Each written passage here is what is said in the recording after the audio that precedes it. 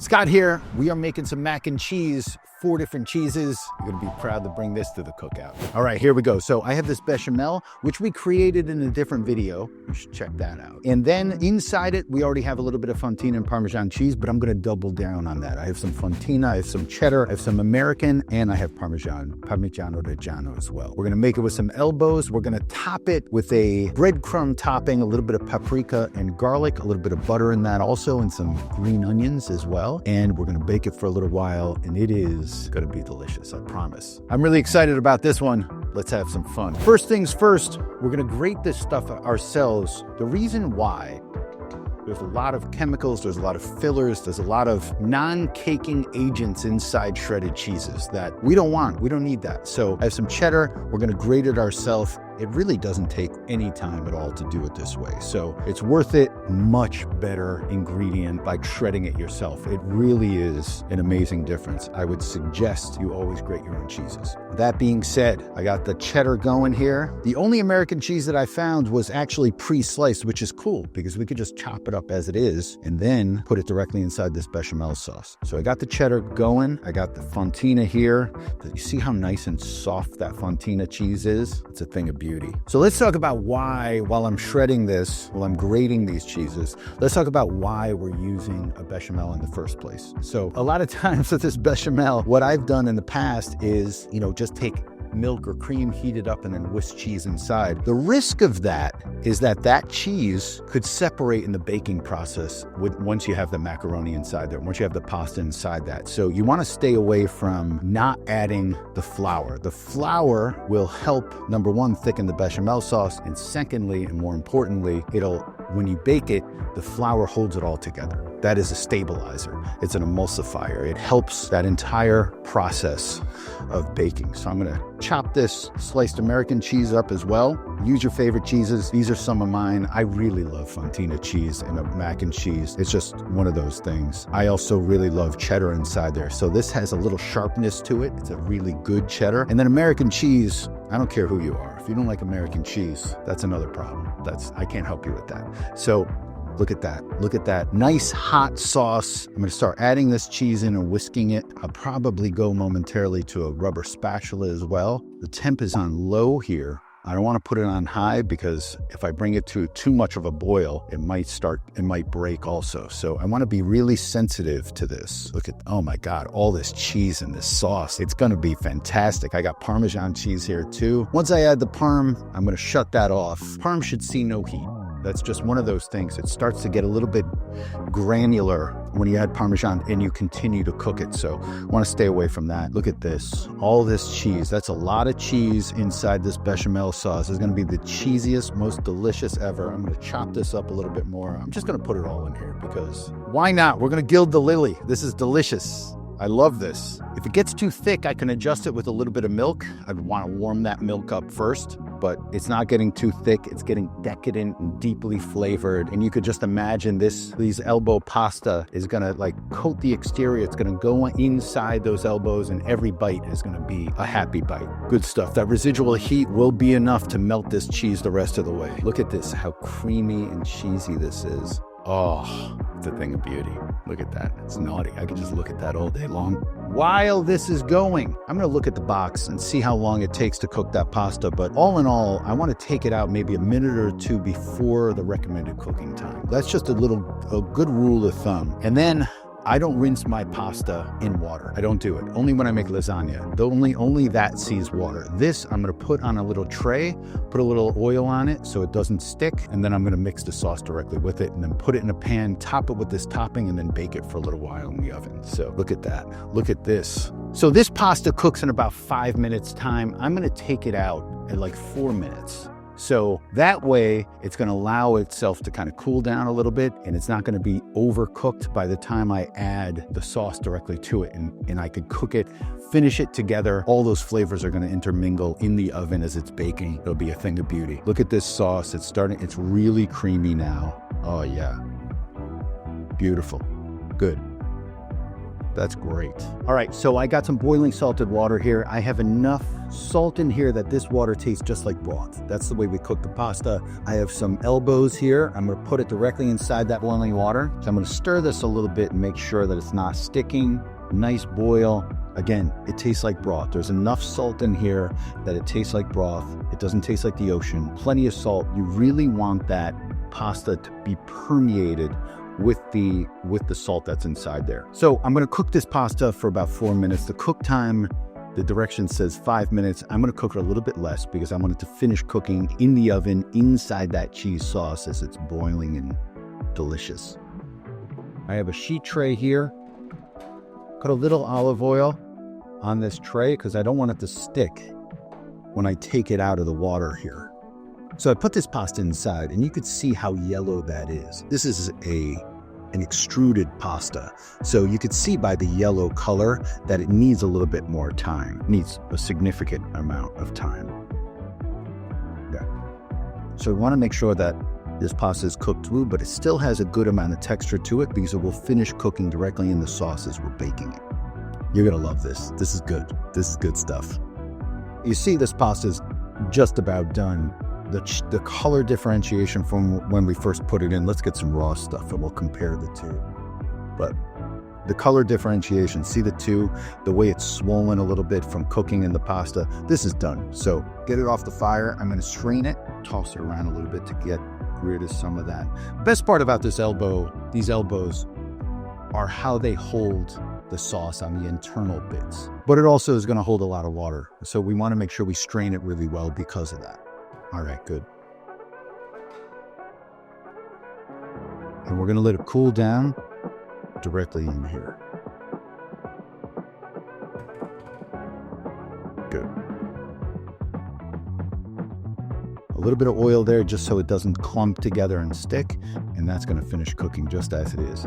I have this cheese sauce. Let's work on the topping for this now.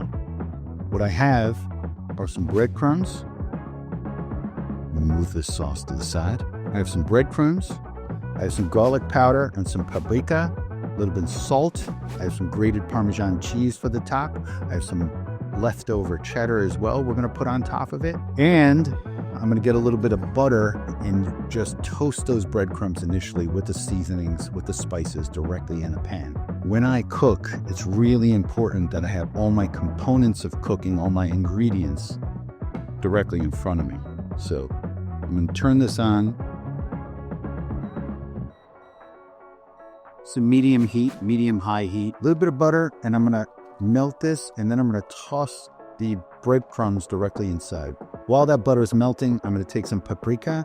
I'm gonna go a little heavy on this stuff because I really want these flavors to come through.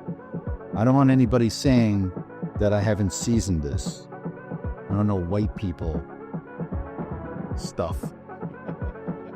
The biggest complaint I always get from my friends is mac and cheese needs to have a lot of flavor. So that's why I got a little bit of garlic powder, the paprika. You could smell this like immediately. That paprika and the garlic powder just kind of pops up at you. That's great. That's exactly what we want. I'm gonna add some salt to it also. The butter is non-salted butter. I'll let that butter finish melting. It's really important that those spices are bloomed. And the reason why I do that is because if you're not blooming the spices, number one, they're not going to reach their true potential. Really nailing down on exactly what those spices are. Number one. Number two, if you don't bloom these spices, they become really gritty when you're eating them on the palate. And you really want to make sure that it's not gritty. You know? See that? And I wish you could smell this because it makes sense what I'm talking about. Immediately, when I poured it in, you smelled it, and now it's like a maturity to these spices now that they've been bloomed nicely. So that's important. Now I'm gonna toast these breadcrumbs directly inside here. Same type of thing, just making sure that all this stuff, everything is seasoned, everything makes sense, everything has a place and a purpose. And we're just making sure that all these happy ingredients go together really nicely. Look at that. You smell the garlic, you smell the paprika. These nice toast on the breadcrumbs, the richness of the butter. Everything makes sense here. We're almost there. We're just gonna let it toast for a few minutes. While that's toasting a little bit, I'm gonna grate a little bit more of this Parmesan cheese for the top.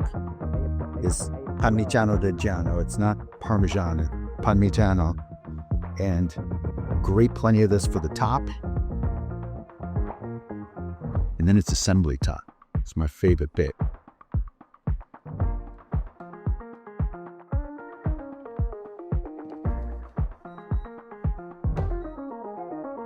Nice. A little bit of this cheddar that we're gonna put on top as well for the goo factor. We want that cheese pull, beautiful.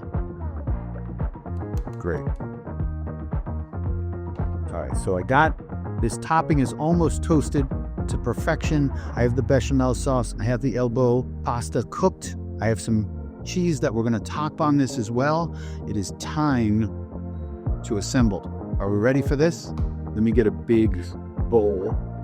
All right, this is what I got. I got the pasta I'm gonna put directly here.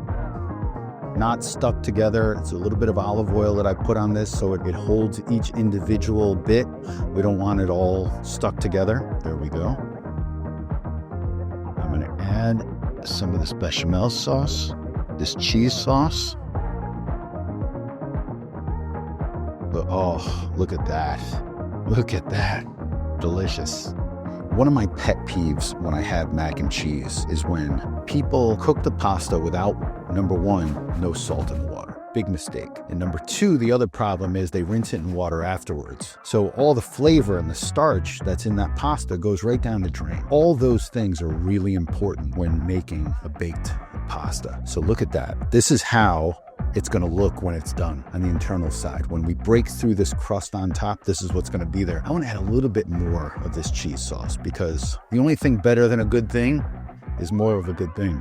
So that's all we got. Here we go. Look at that. Just sounds naughty. All right, good.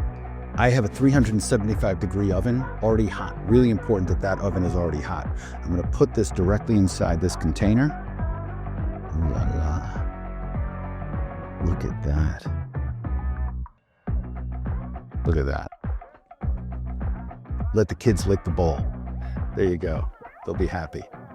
All right, so I got this beautiful breadcrumbs. They're still a little warm, but I want to put them, oh, they smell so good. I am so happy to share this with you because this makes me really happy. I just pray that's the same joy of cooking that you have that I have because it's just good stuff. This is really good. If I wasn't proud of it, I wouldn't cook it for you, believe me. All right, good. That's enough for that for the moment. Now I'm going to put some of that cheddar over the top as well.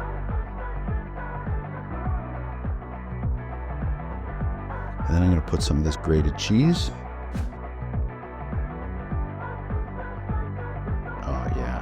Good. And then on top of that, I'm going to finish it with the rest of these breadcrumbs. One thing you don't want to do is you don't want to leave this in your refrigerator overnight. You make this and we'll cook it. So on big holidays like Thanksgiving, you got the family cookout that you're going to go to. Make it the day of if you can, or have all your components ready and then assemble the morning of, bake it, bake and serve, right? You don't want it to sit around for too long because the interior is going to dry out. We've all been to that random barbecue restaurant where they have mac and cheese that's been sitting there in a chafing dish for God only knows how long, and it's dry and it's insipid and it's a shadow of what it used to be. This is why we do things a la minute. This is why we do things at the last minute until that way it's the best version of itself, right? Put this in the 375-degree oven. I'm going to probably leave it there for about 40 minutes or so, all right?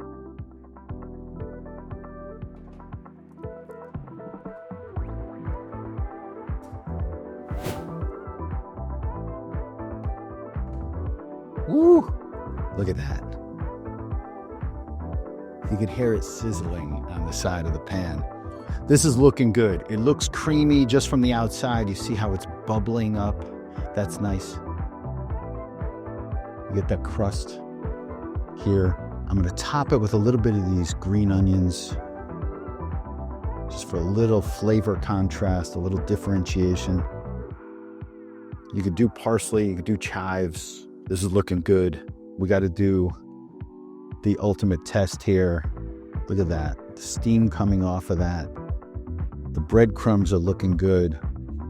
Look at that. Look at how creamy that is on the interior. It smells cheesy.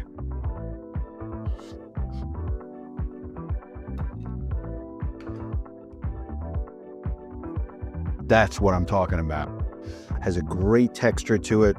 The pasta's not overcooked. The salt content is nice. You get that texture of the pasta. You get the creaminess of that sauce. You get the external texture of the breadcrumbs and the spice mixture inside there. You know, even that pop of green onion flavor adds a little backdrop of freshness as well.